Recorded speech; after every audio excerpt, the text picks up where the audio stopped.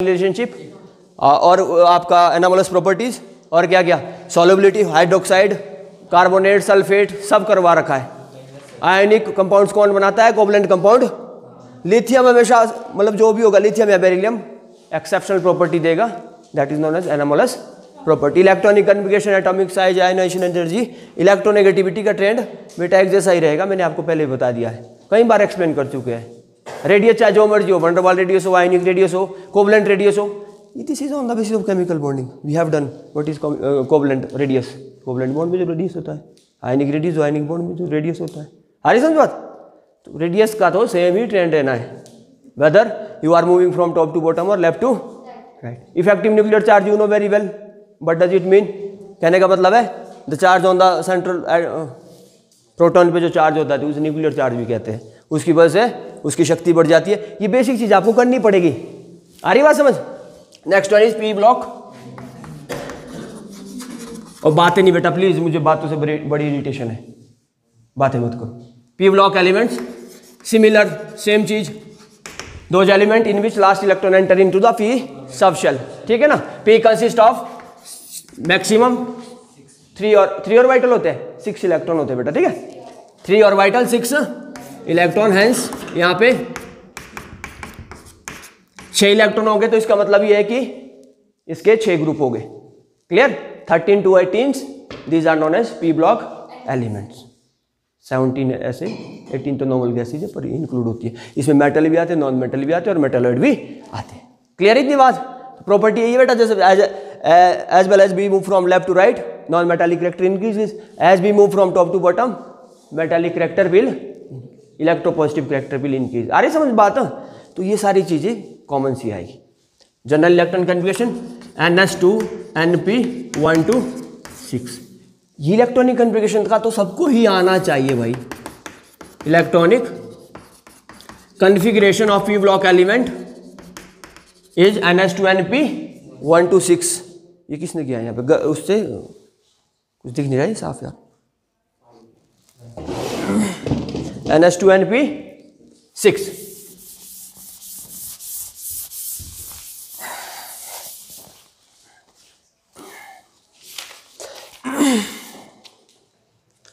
First one electronic configurations, लिखने की कोई जरूरत नहीं है। Of group 13 element, of group 13 elements, that is known as boron family, because first elements of this group belongs from boron, तो उसी के नाम पे इसकी फैमिली का नाम, इसे बोरॉन फैमिली कहते हैं।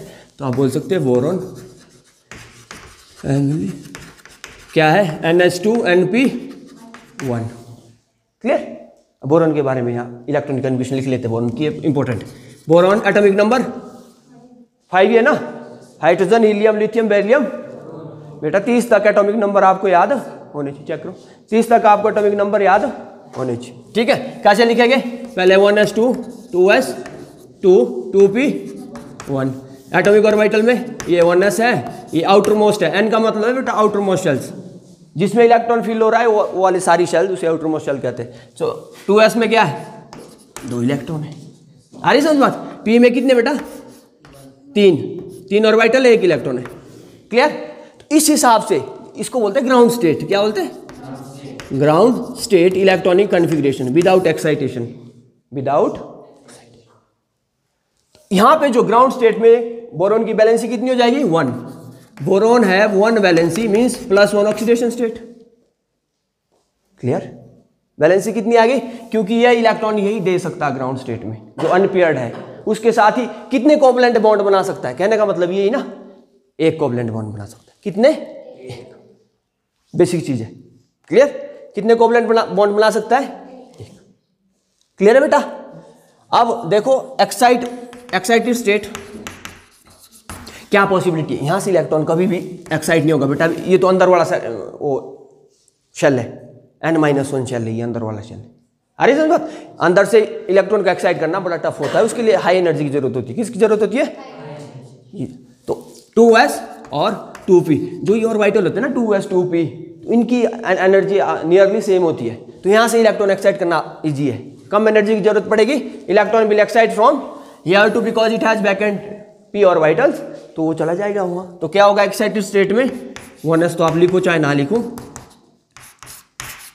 ये आ गया बेटा। उसके बाद कितना गया 1 2 3, कितने अनपेयर्ड इलेक्ट्रॉन है 3, कितने कोवलेंट बॉन्ड बनाएगा 3। तो मेनली जो बोरोन है वो 3 कोवलेंट बॉन्ड बनाएगा। Oxidation state +3, tendency to form covalent bond that is 3, ये 3 कोवलेंट बॉन्ड बना सकता है, इसकी टेंडेंसी ये रहती है। और एक्साइट करने के लिए इसको बहुत कम एनर्जी की जरूरत पड़ती है, जिससे ये एक्साइट हो जाता है। तो मेनली जो कंपाउंड्स हो गए बोरोन के +3 ऑक्सीडेशन स्टेट में स्टेबल हो गए, +1 में स्टेबल नहीं हो गए, ये बात कंफर्म है। इसकी मैक्सिमम कोवलेंसी भी 3 ही है, इससे आगे कोई इलेक्ट्रॉन एक्साइड नहीं होगा। क्लियर? एल्यूमिनियम एटॉमिक नंबर कितना है 13 है, 13। कैसे लिखोगे? इलेक्ट्रॉन नॉर्मल गैस नियॉन है 10 है बेटा, 1s2 2s2 2p 6, यहाँ पे 3s2 आया, 3s2 3p, इसकी कहानी रही। अब ऐसे लिखना है इलेक्ट्रॉनिक कन्फिगरेशन, पूरी लिखने की कोई जरूरत नहीं है। नियॉन इज नॉर्मल गैस, जो जिसकी इलेक्ट्रॉनिक कन्फिगरेशन इनहेरेंट रहेगी, स्टेबल रहेगी। आ रही समझ बात? सिमिलर वे में 3s, 2 ही कर पड़ेगी, 3p, बात है नहीं? क्लियर? इसकी टेंडेंसी भी वही रहेगी सेम। ये 2s है बेटा, सॉरी ये 3s है, ये 3p है। अंदर वाला ऑर्बिटल हमने लिखा नहीं है ना, लिख लिए ये इसमें 3s और 3p। This is outer most shell के जितने भी ऑर्बिटल है 3s 3p। This is ground state electronic configuration, same चीज है। क्लियर? और क्या होगा यहाँ पे? सेम चीज यहाँ पे भी होगी बेटा।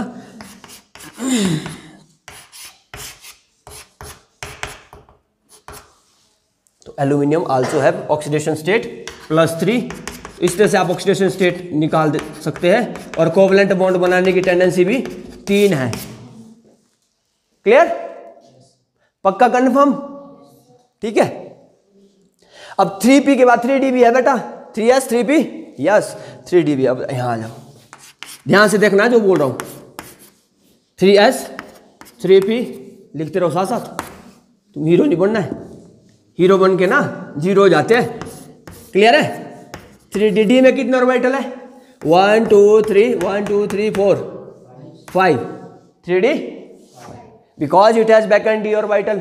बैक एंड डी ऑर्बिटल होने की वजह से ये बड़े बड़े कंपाउंड्स के साथ भी, बड़े बड़े हेलोजन के साथ भी, या बड़े बड़े हाइड्राइड हाइड्रोक्साइड के साथ भी कंबाइन कर सकता है, जबकि बोरॉन के पास डी ऑर्बिटल नहीं है, वो कंबाइन नहीं कर पाएगा। क्लियर? और stable oxidation state of boron is +3 not +1, ये बात ध्यान रखना आपने। क्लियर थी इतनी बात? दूसरी बात है, बोरॉन की कोवलेंसी मैक्सिमम 4 हो सकती है भाई, अकॉर्डिंग टू दिस। कितनी हो सकती है बेटा? ये बैक एंड ऑर्बिटल को भी यूज कर सकता। बैलेंसी कितनी होगी?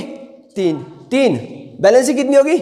कोवलेंसी का मतलब होता है बेटा मैक्सिमम बॉन्ड कितने बना सकता है, और खाली है ना एक ऑर्बिटल, उसको यूज कर सकता है। ये बात ध्यान रखनी है। क्लियर? और यहां पे एल्यूमिनियम की बात करते हैं। एल्यूमिनियम के पास 1 2 3, अब देखो 3 एल्यूमिनियम, दिस इज बैलेंसी और ऑक्सीडेशन स्टेट। और ये बेटा ओनली 2 ऑर्बिटल को यूज कर सकता है, उससे ज्यादा नहीं कर सकता, क्योंकि अगर उससे ज्यादा करेगा तो इलेक्ट्रॉन का क्या हो जाएगा? रिपल्शन हो जाएगा। क्लियर? तो आप बोल सकते हैं एल्यूमिनियम की बैलेंसी कितनी है? एल्यूमिनियम हैव +3 बैलेंसी या 3 बैलेंसी, बैलेंसी में प्लस माइनस नहीं लगाते कभी नहीं, ठीक है। एंड कोवैलेंसी कितना आ गया? 5।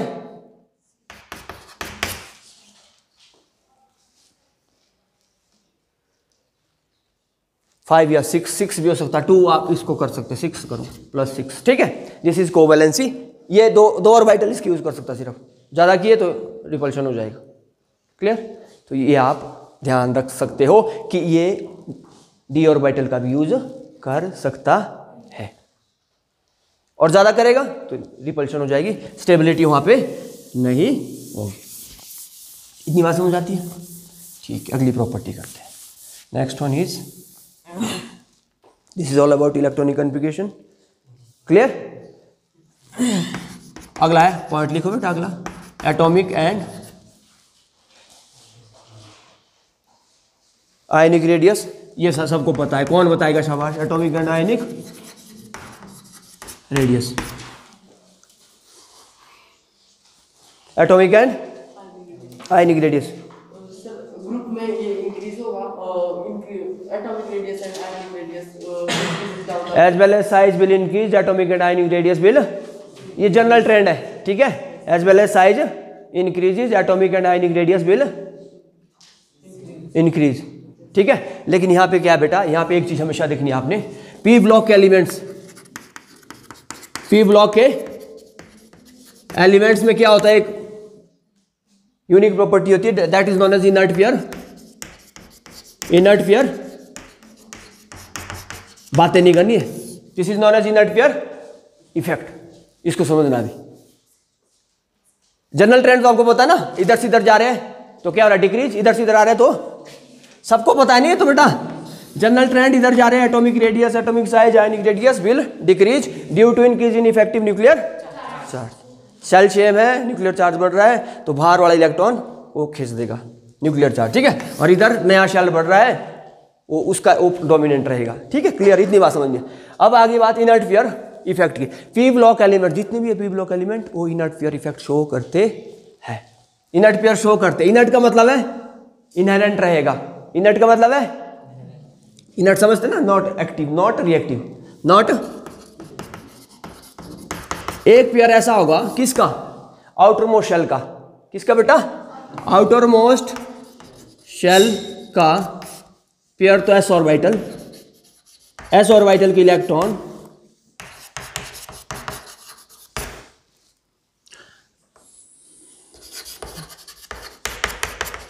do not take part in bond formation, do not take part in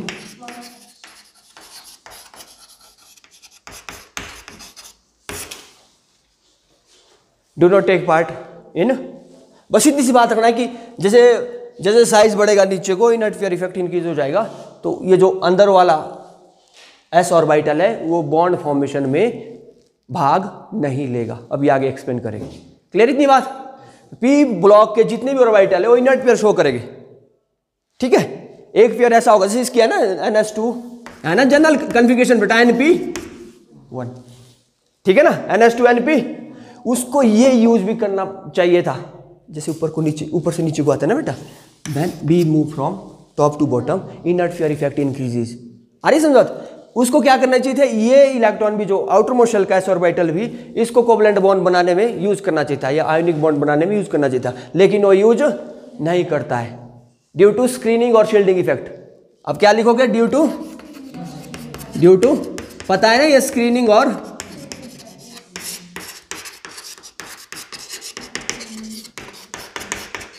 अब क्या होता है स्क्रीनिंग और शील्डिंग इफेक्ट। अब मैंने एक ट्रेंड आपको बोला था SPDF, बोला था ऐसा, ये ट्रेंड पहले पढ़ाया था बेटा। अब अगर आपको पहले पता होगा, F का पुअर शील्डिंग और स्क्रीनिंग इफेक्ट होता है, उसके बाद D का, उसके बाद P का, S का सबसे ज्यादा स्क्रीनिंग और शील्डिंग इफेक्ट होता है। कहने का मतलब स्क्रीन करता है इलेक्ट्रॉन को, मतलब न्यूक्लियस की पावर को आउटर मोस्ट इलेक्ट्रॉन से S सबसे ज्यादा स्क्रीन करेगा क्योंकि न्यूक्लियस के नजदीक होगा। और शेप भी बोला था, इसका शेप बिल्कुल एस ऑर्बिटल स्फेरिकल शेप है, न्यूक्लियस के बिल्कुल क्लोज होगा, ये बिल्कुल प्रोटेक्ट करेगा।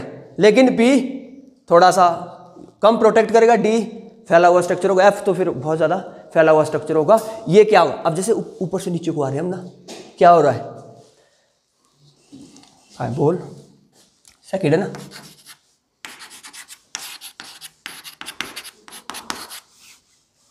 क्लियर इतनी बात। बोल आलसी गाएगा इंडियन ताल में, clear. Boron, aluminium, gallium, indium और थेलियम। जब यहाँ आ रहे बेटा इंडियम में, तो यहाँ पे D इंट्रोड्यूस्ड हो रहा है, 4D हो रहा है शायद, ठीक है। जब यहाँ आ रहे हैं तो यहाँ 5D इंट्रोड्यूस्ड हो रहा है। इतनी बात समझ आ रही है, कहने का मतलब है यहाँ तक, यहाँ हो रहा है ना 4D, जब यहाँ आ रहे हैं तो यहाँ 5D, और यहाँ एक और भी है बेटा 4F भी है, तो यहाँ स्क्रीनिंग और शील्डिंग इफेक्ट ज्यादा है, 4F भी है बेटा, आ रही समझ बात, 4F भी है यहाँ। whenever we are moving down the groove, during filling the electronic configuration, 4F will be filled before 5D। ये बोला था ना N+1 रूल में, N की वैल्यू जिसकी छोटी उसको पहले भरेंगे, तो इसके इलेक्ट्रॉन पहले भरे जाएंगे, 5D के बाद में भरे जाएंगे।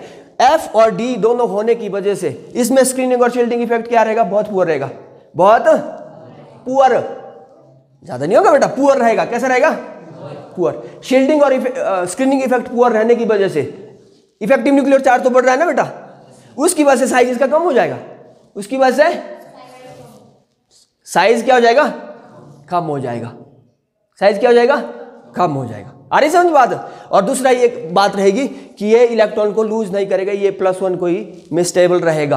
किस में रहेगा, +1 में ही, ये इसको नहीं छोड़ेगा बेटा, ये नहीं देगा इसको, क्योंकि due to increase in effective nuclear S2 को ये नहीं देगा, NH2NP1 ये 2 को नहीं देगा कोवलेंट बॉन्ड बनाने में। इसे ही इनर्ट फेयर इफेक्ट बोलते हैं। जब हम ग्रुप में ऊपर से नीचे को आ रहे हैं तो introduction of F and D orbital during feeling of electronic configuration, उसकी वजह से इसका स्क्रीनिंग और शील्डिंग इफेक्ट क्या हो जाता है, पुअर हो जाता है। इफेक्टिव न्यूक्लियर चार्ज तो बढ़ रहा है ना, जैसे यहाँ बोरॉन का कितना है 5, यहाँ 13, उस तरह से बढ़ रहा है ना नंबर, तो number will increase, that is known as effective nuclear charge. तो उसकी वजह से उसके पास न्यूक्लियस के पास पावर रहेगी और वो S को पार्टिसिपेट नहीं करवाने देगा बॉन्ड फॉर्मेशन में, कोवलेंट बॉन्ड फॉर्मेशन में। इसी को बोलते हैं इनर्ट फेयर इफेक्ट, कि आपका जो S और आउटर मोस्ट शेल का S ऑर्बिटल है वो बॉन्ड फॉर्मेशन में टेकिंग पार्ट नहीं करेगा। तो इसी तरह से आप बोलेंगे थैलियम हाइड्रोक्साइड है is more stable as compare to thallium. आ रही समझ बात, due to inert pair effect, due to inert pair. देखो यहाँ पे ऑक्सीडेशन स्टेट थैलियम की +1 है ना बेटा, आ रहा समझ, और यहाँ पे थैलियम की प्लस, तो किस में ज्यादा स्टेबल रहेगा, ये +1 में ज्यादा स्टेबल रहेगा। तो आप बोल सकते हैं कि oxidation state when we move from top to bottom, oxidation state decreases होगी, क्या होगी बेटा, +3 ऊपर स्टेबल रहेगी, नीचे +1 स्टेबल रहेगी, ड्यू टू इनर्ट पेयर। आ रहा कुछ समझ, due to inert pair. What is inert pair effect? This is the reluctance of S orbital, which is remains inert, which is not taking part in the bond formation when we move from top to bottom due to the poor screening or shielding effect of D और F orbital। ठीक है, इसमें क्या होगा, D orbital होगा सिर्फ, और इसमें D और F दोनों होने हैं, उसकी वजह से इसका पुअर शील्डिंग और स्क्रीनिंग इफेक्ट होगा, और इसी वजह से साइज भी इसका एनामोलस रहता है, कम हो जाएगा बेटा। क्लियर है बात, इतनी हो गया, इतना ठीक है।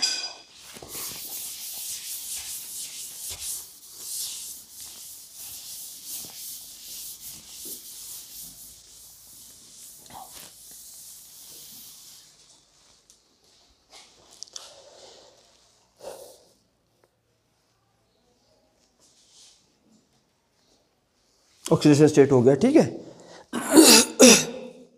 मेन चीज मैं आपको करवाता हूँ।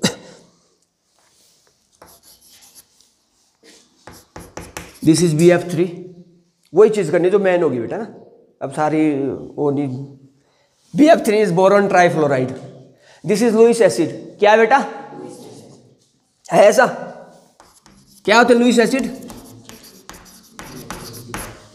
विच have tendency to accept pair of electron. आ रही समझ बात, तो इसके पास टेंडेंसी है भाई, बोरॉन का ऑक्टेट कहाँ कंप्लीट है ही नहीं, है कंप्लीट नहीं है, बोलो हाँ या ना, नहीं है ना, 6 इलेक्ट्रॉन ऑक्टेट तो कंप्लीट नहीं है। अब हैलाइड, बोरॉन के हैलाइड ये आता है बेटा प्रश्न BF3। अब इसमें क्या है, boron electronic, write down the electronic configuration of boron, सभी लिखेंगे, क्या था बेटा 1s2 2s2 2p1। Clear, clear इतनी बात।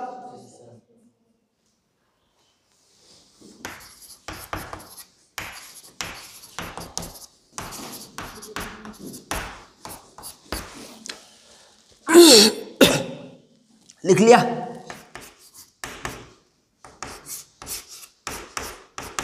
ऐसा भी लिख लिया, ऐसा भी करवाया था, ठीक है, ऐसा भी करवाया था। इसकी बैलेंसी कितनी है 3, ये 3 बॉन्ड बना सकता है, बना दिए तीनों कोवलेंट बॉन्ड, कितने बना दिए। इसके बाद बैकेंट ऑर्बिटल है, बिल्कुल है, किसके पास, बोरॉन के पास। Here is vacant 2p orbital, vacant 2p orbital, तो you can say that vacant 2p orbital. ये सारा हो जाएगा अभी तो, है ना। F की इलेक्ट्रॉनिक कॉन्फ़िगरेशन लिखो। F को हम एक्साइट नहीं करेंगे बेटा, सब्स्टिट्यूट होगा, उसको excite fluorine atomic number 9। Write down the electronic configuration, सब लिखेंगे 1s2, बातें नहीं बेटा, 2s2 2p5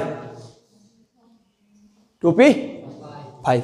तो p5 आउटर मोस्ट जो इलेक्ट्रॉन रहेगी उसकी कहानी रहनी है।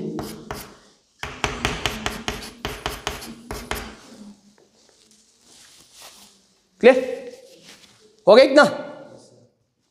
इसके पास क्या है? Unpaired electron. क्या है? सबके पास एक अनपेयर्ड इलेक्ट्रॉन है कि नहीं है? कोई भी ऑर्बिटल ले लो, यही ऑर्बिटल ले लो, जो अनपेयर्ड इलेक्ट्रॉन उसने यूज कर दिया बेटा। आ रही समझ बात? उसने किसके साथ बॉन्ड बना दिया? हाँ, जो अनपेयर्ड इलेक्ट्रॉन था, देखो ना बॉन्ड ऐसे बना, एक इलेक्ट्रॉन इसका एक इसका। आ रही समझ बात? फिर दूसरा फ्लोरीन इसका, फिर उसका, 3 फ्लोरीन है ना। फ्लोरीन कितने? 3 चाहिए ना हमारे को इलेक्ट्रॉन, 3 एक इलेक्ट्रॉन यूज हो चुका है, ये ऑलरेडी यूज हो चुका, जिससे कि बॉन्ड बन गया है। अब दूसरा बच्चा इसके पास ये ऑर्बिटल है, ये ऑर्बिटल, तो ये तो फुल्ली फील्ड है ना बेटा। कैसा है? Fully field. इतनी बात समझ आती है? कंफर्म है यहाँ तक? BF3 के बारे में हम पढ़ रहे हैं। This is, here is boron, here is fluorine, 3 covalent bond, this is empty orbital of boron, ये फुल्ली फील्ड है। अब क्या होता है जब ये हैलाइड बनते हैं, जब हैलाइड बनते हैं, अब ये पूछता है इसमें लुईस एसिड कौन से है। अब लुईस एसिड हमेशा ध्यान रखना आपने, लुईस एसिड जिनके पास या तो बैकेंट ऑर्बिटल हो, बैकेंट डी भी हो सकता है, पी भी हो सकता है, ऑर्बिटल हो, मतलब जिसके पास इलेक्ट्रॉन रखने की टेंडेंसी हो, इलेक्ट्रॉन डेफिशिएंट हो। बात नहीं बेटा, ऐसे acid according to Lewis concept electrophile हो, पॉजिटिव चार्ज जिसके पास ज्यादा हो, जिसके पास पॉजिटिव चार्ज ज्यादा हो, बहुत सारी चीजें, मतलब जो क्या हो, कंजूस हो, कमी ना हो, भूखमरी हो, जिसके पास ज्यादा हो, ठीक है ना, जिसके पास पैसे घर से नहीं मिलते हो, कहीं होने इस तरह से, यहाँ पे जो दूसरों से मांग मांग कर खाते हैं, है ना, उसे लुईस एसिड बोलते हैं। क्लियर? तो ये सारे क्या है? लुईस एसिड है। कंडीशन ये डी ऑर्बिटल, पी ऑर्बिटल, कुछ भी हो सकता है। क्लियर? अब देखो BF3 की बात करते हैं। बी बात है नहीं बेटा, बस लास्ट F3। बोरॉन पहले ही भिखमंगा है और फ्लोरीन की इलेक्ट्रोनेगेटिविटी बहुत ज्यादा है। क्या है बेटा? Electronegativity of fluorine is very very high. Fluorine, chlorine, bromine and iodine, ये आपको पता है। ये क्या करेगा? ये इससे इलेक्ट्रॉन खींच खींच के ले लेगा। दे भाई तू भिखमंगा है, मैं तेरे से भी ज्यादा भिखमंगा हूं। क्या करेगा? क्या करेगा बेटा? और खींचेगा, बोरॉन खाली होता रहेगा, इलेक्ट्रॉन पहले नहीं है भाई, ये खींच रहा है। तो इस हिसाब से क्या होना चाहिए बेटा?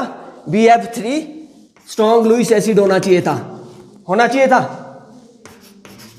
बी बातें नहीं बेटा, बातें क्यों हो रही?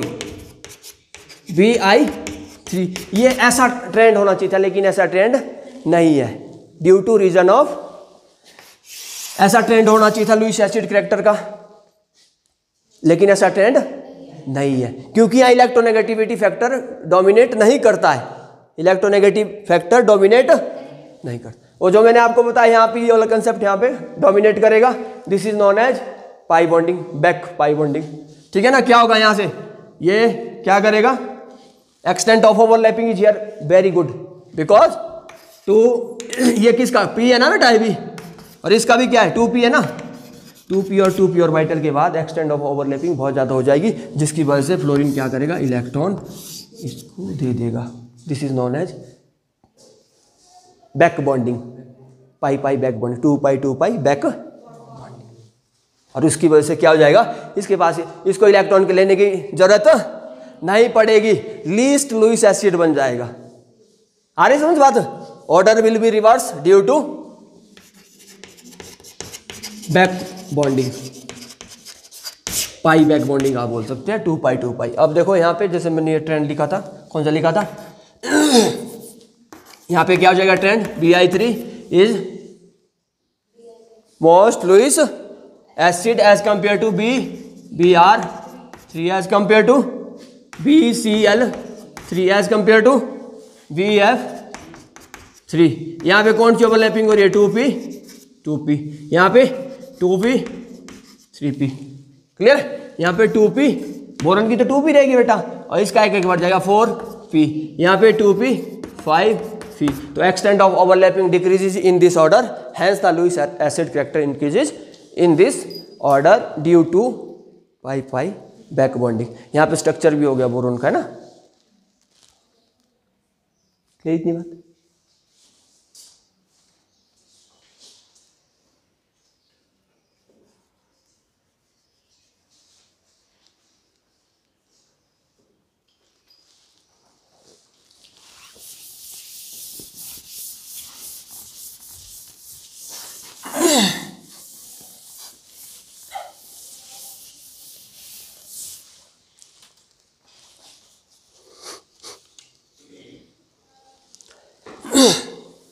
एक आयोनाइजेशन एंथैल्पी का ट्रेंड है इसमें, आयोनाइजेशन। ध्यान रखनी ये चीजें, रीजन में बता देता हूं। What is ionization enthalpy? General trend क्या होता है? Sakshi stand up. When we move from top to bottom, ionization enthalpy will decrease. ठीक है, जब ऊपर से नीचे को आते हैं तो क्या होता है? आयोनाइजेशन एंथैल्पी क्या हो जाती है? डिक्रीज हो जाती है। लेकिन यह ऐसा नहीं होगा। क्यों? जो मैंने बोला, due to inert pair effect. जब साइज छोटा हो रहा है ना बेटा किसी का, तो क्या हो जाएगा? वहां से इलेक्ट्रॉन निकालना टफ हो जाएगा। अब देखो, बैठना। बिट्टू, बिट्टू है कोई? हाँ,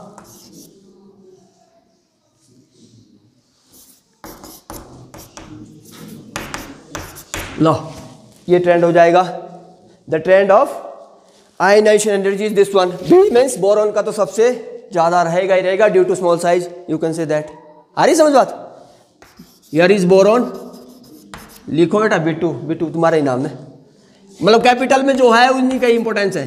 एल्यूमिनियम आएगा इंडियम, मतलब ये तो स्मॉल में रख दो आप। ठीक है, ठीक है। Boron, ionization energy of boron is highest experimentally, it has been found. After then अब आएगा आपको why the ionization energy of T से क्या हुआ? थैलियम बना, टीएल बना ना। टीएल देखो कहां जंप कर गया बेटा, due to inert pair effect, small size, poor shielding and screening effect of, वही चीज सारी आप देंगे। क्लियर? उसके बाद गैलियम, और उसके बाद एल्यूमिनियम, उसके बाद इंडियम। इंडियम ये ट्रेंड रहेगा जो मैंने आपको बता दिया है, वो सारा रीजन। ये जंप क्यों मारा है टेलुरियम ने?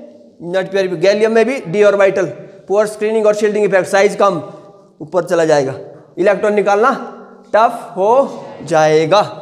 आ रही समझ बात? मेल्टिंग एंड बॉइलिंग पॉइंट बेटा गैलियम तक क्या होता है? डिक्रीज होता है। गैलियम को अगर हथेली पे रख दोगे वो क्या हो जाएगा? मेल्ट हो जाएगा। आ रही समझ बात? मतलब रूम टेम्परेचर पे गैलियम क्या हो जाएगा? मेल्ट हो जाएगा। उसके बाद इंक्रीज हो जाएगा due to same reason, due to same reason. Clear है बात? आई समझ बात? तो उसके बाद एल्यूमिनियम है, उसके बाद इंडियम। ये चीज आप ध्यान रखोगे। क्लियर?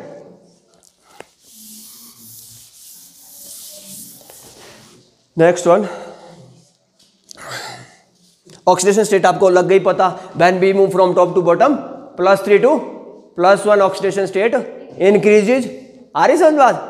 स्टेबल हो जाएगी बेटा, जैसे ऊपर से नीचे, जब नीचे से ऊपर जाएंगे तो +1 से +3 स्टेबल होती रहेगी due to inert pair effect. Clear? Okay. बस बातें नहीं बेटा, बातें तो करेगी नहीं आप, बातों की तुम भी लिखो। रिएक्शन भी दियर,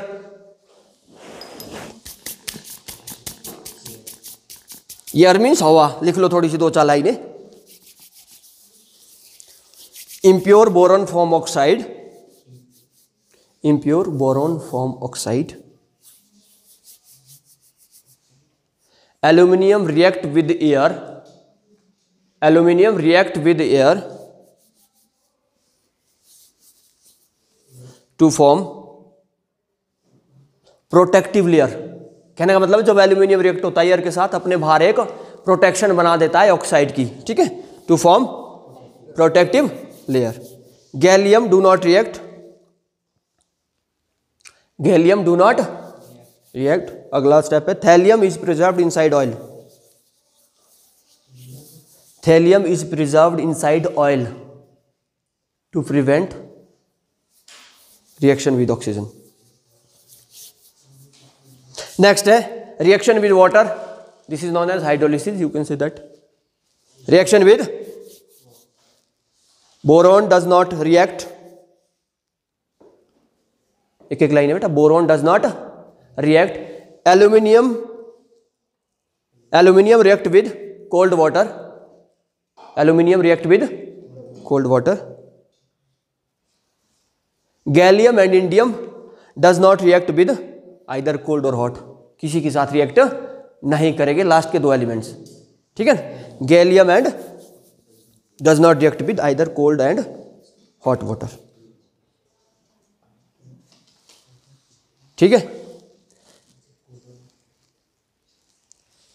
TLOH जैसे मैंने अभी बताया था आपको, TL thallium hydroxide, TLOH is stable while, देखो thallium OH hydroxide, TLOH is stable while TLOH thrice, समझ रहे बात आप, is not stable due to inert effect, ये चीज आप कह सकते हैं। हाँ जैसे मैंने बताया ना आपको, TLOH is stable while TLOH thrice, मतलब टेलुरियम हाइड्रोक्साइड एंड नीचे वाले हाइड्रोक्साइड 3 पे स्टेबल हो गए। ऊपर का भी आपको आ सकता है एग्जांपल सेम, ठीक है। Action with acid, action with acid, अगला पॉइंट है बेटा।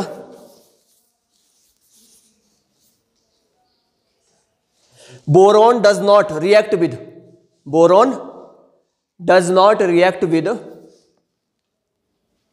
Non oxidizing agent, non oxidizing, इसके लिए बेटा स्ट्रॉन्ग ऑक्सीडाइजिंग एजेंट चाहिए, ठीक है। Boron does not react with non oxidizing agent, मैं सबकी कॉपी चेक करूंगा पीछे लास्ट में अगर कोई लिख नहीं रहा है।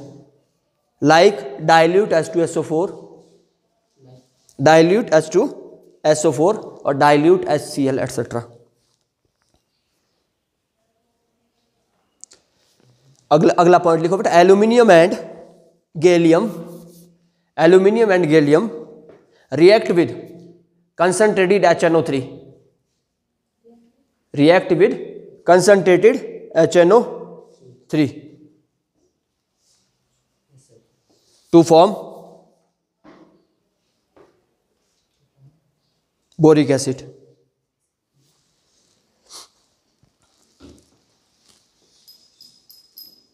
ठीक,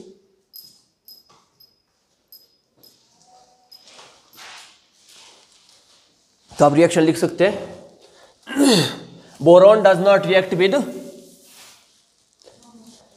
हाँ ठीक है बेटा, अगर बोरॉन को मैं यहां लिख लूं, डाइल्यूट लिख लूं, डाइल्यूट HNO3, तो reaction will not occur. If I will just say that अगर कंसंट्रेटेड हो HNO3 देन यहां बोरिक एसिड बन जाएगा बेटा H3BO3 plus NO2, H3,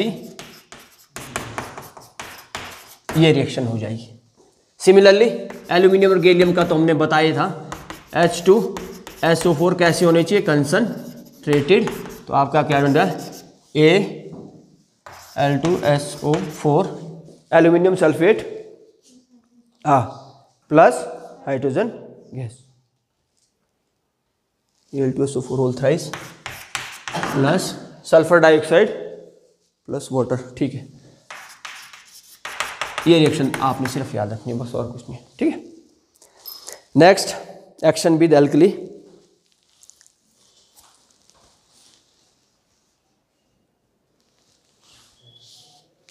action with alkali, when boron react with sodium hydroxide it will form sodium borate. Action with alkali, alkali समझते हैं ना, base, when boron react with alkali it will form sodium borate Na3BO3 plus H2BO3, this is sodium borate. Reaction को balance करने की कोई जरूरत नहीं है, प्रोडक्ट आपके हाथ चाहिए, कोई बात बैलेंस नहीं करना, बैलेंस अपने रिडॉक्स रिएक्शन में कुछ भी आप कर सकते हैं, ठीक है।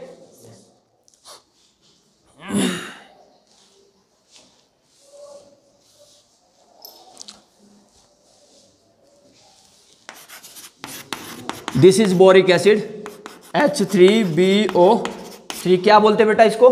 बोरिक। हम इस तरह से लिख सकते हैं इसको, दोनों एक चीज है। This is boric. Boric acid is not a protic acid, is not a protic acid while HCl, H2SO4 etc. is a protic acid. Protic समझते हैं, जो पानी एक्वस सॉल्यूशन में क्या देगा बेटा? H पॉजिटिव आयंस देगा। क्लियर? H पॉजिटिव आयंस देगा। अब देखो जैसे boric acid BOH thrice. Clear? जब हम इसको क्या करेंगे बेटा? पानी में डिजॉल्व करेंगे, then it will give BOH4 negative plus H positive. तो ये H पॉजिटिव किसने दिया? कोई बताएगा? शाबाश। ये H पॉजिटिव किसने दिया? कोई बताएगा? जबकि हम HCl को पानी में डालेंगे तो क्या बन जाएगा? H positive plus Cl negative, या H3O पॉजिटिव भी आप बोल सकते हैं। तो ये H पॉजिटिव किसने दिया बेटा? बोलो शाबाश। अनुराग, किसने दिया ये H पॉजिटिव? इस रिएक्शन से किसने दिया? कोई नहीं। ये H पॉजिटिव किसने दिया?